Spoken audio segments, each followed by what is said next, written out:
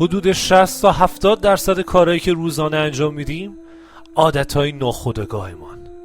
ترسناکه نه؟ اما نگران نباش، چون همونطور که عادتها ساخته میشن قابل تغییر هم هستند.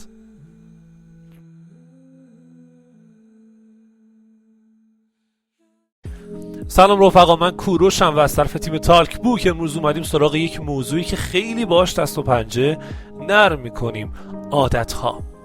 اینکه چرا بعضی از کارها رو بدون اینکه بخوایم هی تکرار میکنیم، چرا یک عادت بد رو مثل گوشی چک کردن یا پرخوری ترک کردنش انقدر برامون سخته. جواب این سوالات تو کتاب فوق‌العاده قدرت عادت نوشته چارلز داهیک وجود داره. این کتاب به دریچه جدیدی به مغز و رفتارهای ما باز میکنه و نشون میده که بخش بزرگی از زندگی ما از صبح بیدار شدن تا شب خوابیدن فقط و فقط توسط عادتها کنترل میشه. داهیک میگه 60 تا 70% کارهایی که روزانه انجام میدیم عادتهای ناخودآگاه ما هستن. ترسناکه نه؟ اما نگران نباشین، چون همونطور که عادتها ساخته میشن قابل تغییر هم هستند. خب قبل از اینکه شروع کنیم مطالب کتاب رو یک توضیح اجمالی راجع به کتاب بدم.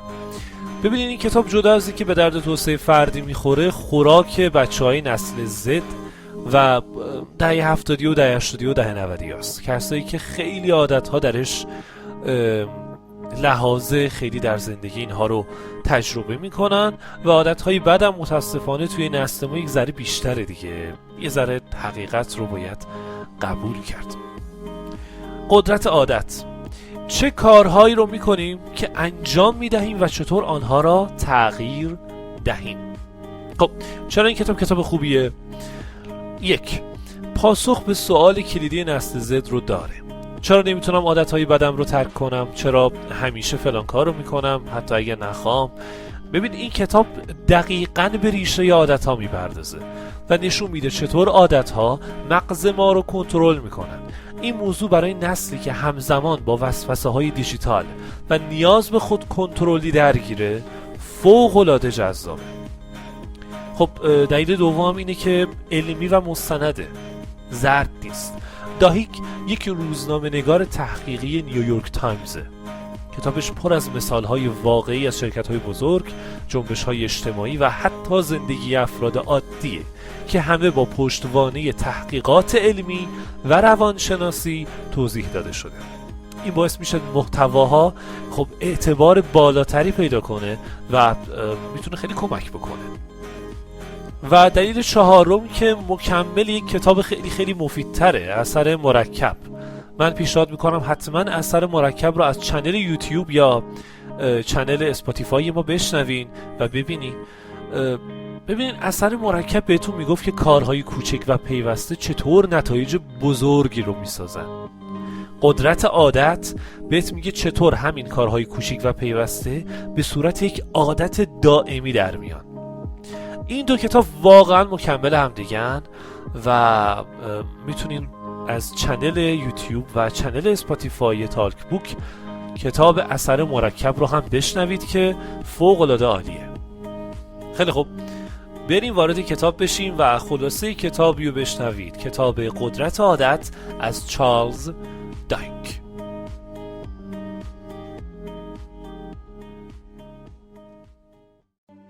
بخش اول: حلقه عادت.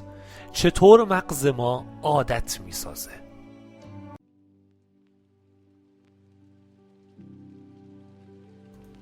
داهیک میگه هر عادتی چه خوب و چه بد از یه حلقه عادت تشکیل شده که دارای 3 بخش اصلیه: 1. نشانه، 2. روتین، 3. پاداش. من هر کدومو جدا مثال میزنم. بریم سراغ بخش اول: نشانه. یک ماشه یا محرک که باعث میشه مغزت بفهمی که باید وارد فاز خودکار بشه و اون عادت رو انجام بده. یه مثال: دیدن گوشی روی میز نشانه‌ای برای چک کردنشه. استرس برای افراد سیگاری نشانه برای سیگار کشیدنه. بیدار شدن صبح نشانه‌ای برای درست کردن قهوه برای اونایی که خیلی قهوه میخورن. فهمیدین؟ یعنی یک گزاره‌ای که تبدیل به ضربه یا همون عادت میشه. بخش دوم، روتین. خود اون رفتار یا عملی که انجام میدی، چه جسمی باشه، چه ذهنی باشه، چه احساسی.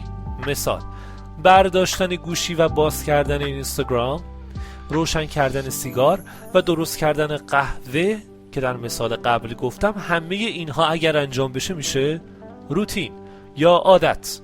این خیلی ساده است. و بخش سوم، پاداش. اون حسی که بعد از انجام روتین به دست میده و مغزت اون رو به عنوان یک چیز خوب تفسیر میکنه. این پاداش باعث میشه مغزت اون حلقه رو برای آینده قوی تر کنه.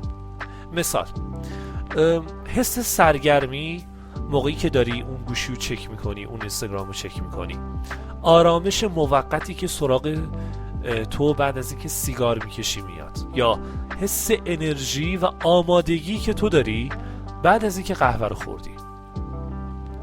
اینها میشه پاداش. این سه بخش مثل یه حلقه بی پایان عمل میکنن.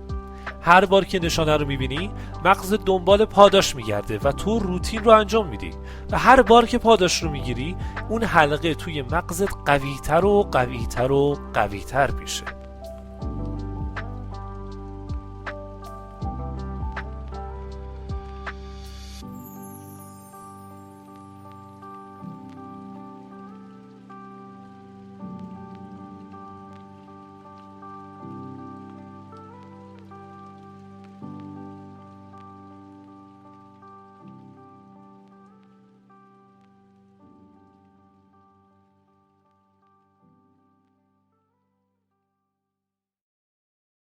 بخش دوم، چطور عادتها رو تغییر بدیم؟ قانون طلایی تغییر عادت. خبر خوب اینه که نمیتونی یه عادت رو کامل حذف کنی، اما میتونی اون رو تغییر بدی. داهیگین رو قانون طلایی تغییر میدونه. برای تغییر یک عادت، نشانه و پاداش رو ثابت نگه دار، اما روتین رو عوض کن. یعنی چی؟ یعنی برای تغییر یه عادت بد، یک، نشانه رو شناسایی کن. چی باعث میشه اون عادت رو شروع کنی؟ دو، پاداش رو شناسایی کن. بعد از انجام اون عادت چه حسی بهت دست میده؟ چه نیازی رو برطرف میکنه؟ این مهمترین بخش برای تغییر بچه ها. سه، روتین رو عوض کن. حالا که نشانه و پاداش رو میدونی، یه روتین جدید و مثبت رو جایگزین روتین قبلی کن که البته همون پاداش رو بهت بده، نه که پاداشش تغییر بکنه. یه مثال عملی، فرض کن عادت داری وقتی استرس داری، نشانه سیگار بکشی، روتین تا آرامش بگیری، پاداش نشانه استرسه، پاداش آرامش موقته و روتین بعد سیگار کشیدنه. حالا میخوای تغییر روتین بدی. حالا وقتی استرس داری، به جای سیگار میتونی 10 دقیقه مدیتیشن کنی، یا با یه دوست حرف بزنی، یا یه لیوان آب بخوری. مهم اینه که روتین جدید هم بتونه همون حس آرامش یا پاداش قبلی رو بهت بده. اوایل سخته، اما با تمرین مغزت روتین جدید رو میپذیره.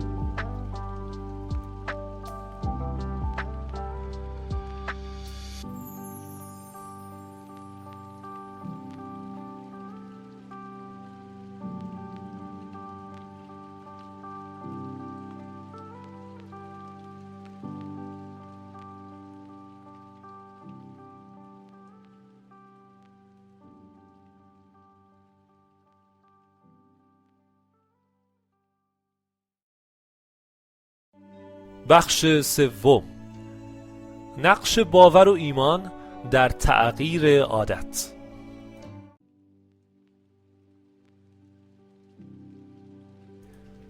داهیک تأکید میکنه که برای اینکه یک عادت جدید پایدار بمونه، به خصوص در زمانهای بحران و استرس، باید به خودت و توانایی تغییرت باور داشته باشی. این باور همون سوختیه که حلقه عادت جدید رو قوی نگه میداره. مثلا گروه های ترک اعتیاد موفقیت خوب زیادتری دارن، چون به اعضا کمک میکنن به توانایی خودشون برای تغییر باور پیدا کنن. برای همینه که عموما میگن برای تغییر یا ترک یک چیزی باید وارد جمعی بشی که همفاز خودت باشن. اگر نباشن تو تنهایی نمیتونی. باید جو اونجایی که داخلشی واقعا جو ترک باشه، جو تغییر باشه. اگه نباشه تو شکست میخوری. این یه قانون کلیدیه.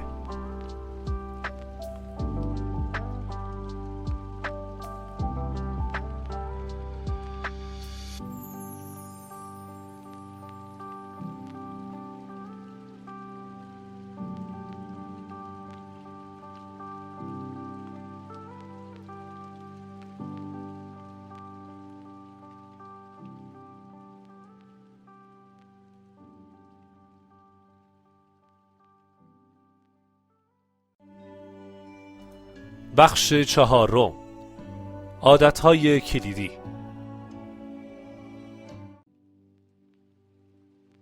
بعضی عادتها هستن که داهیک بهشون میگه عادتهای کلیدی. اینا عادتهایی هستن که وقتی تغییرشون میدی اتوماتیک وار باعث تغییرات مثبت تو جنبه‌های دیگه زندگیت هم میشن. مثال، اگه عادت کنی هر روز صبح ورزش کنی، ممکنه کم کم رژیم غذاییت هم خب اهمیت بیشتری بهش بدی، خوابت بهتر بشه، تمرکزت تو کار بیشتر بشه. ببین، ورزش یک عادت کلیدیه که مثل دومینو بقیه عادتهای خوب رو هم فعال میکنه. درس این داستان چیه؟ روی عادتهای کلیدی باید سرمایه گذاری کرد. این عادتها میتونن کل زندگی تو متحول کنن. پادکست تالک بوک چون تمرکزش روی نسل زد و بچهای جوونه، من همیشه یک بخش برای نسل زد جدا میکنم توی هر پادکست. برای این پادکست هم این کارو کردم. بچه‌ها چرا این کتاب برای نسل زد حسابی به درد بخوره؟ ببینین، نسل زد غرق در دنیای دیجیتاله که پر از محرک‌های قوی برای ساختن عادت‌های لحظه‌ایه. اعلان گوشی، سوشال مدیا، بازی‌های آنلاین، پورن و غیره. این کتاب دقیقاً ابزاری بهت میده تا ناخودآگاهت رو بشناسی، بفهمی چرا مدام گوشی دستته یا چرا وقت تو هدر میدی، کنترل رو به دست بگیری، یاد بگیری چطور با شناخت نشانه و پاداش روتین‌های مخرب رو حذف کنی یا عوض کنی، انضباط شخصی بسازی. با ساختن عادت‌های خوب بدون نیاز به اراده دائمی به اهدافت برسی. قدرت عادت بهت یاد میده که توی قربانی نیستی. مغزت بر اساس الگوها کار میکنه و این الگوها رو بشناسی. میتونی زندگیت رو خودت طراحی کنی و به جای اینکه توسط عادت‌های داره بشی، عادت‌ها رو مدیریت کنی.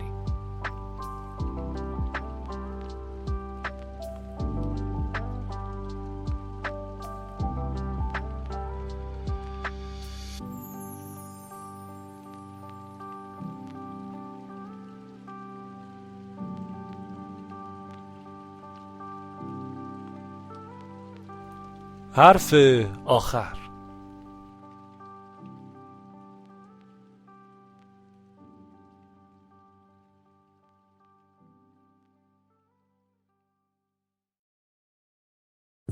خلاصه رفقا، کتاب قدرت عادت یه نقشه راه بی‌نظیر برای فهمیدن و تغییر دادن رفتارهای ناخودآگاه ماست.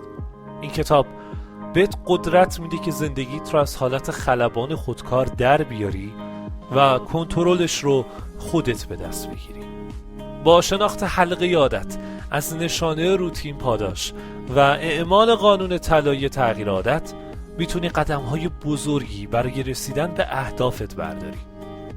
من کوروش هستم و از طرف تیم تالک بوک از اینکه امروز هم با ما همراه بودید ازتون ممنونم. امیدواریم محتوای امروز براتون مفید بوده باشه و تونسته باشید کلی چیز جدید یاد بگیرید. یادتون نره اجدادت دارن نگاهت میکنن، پس انتخاب کن تا بهت افتخار کنن.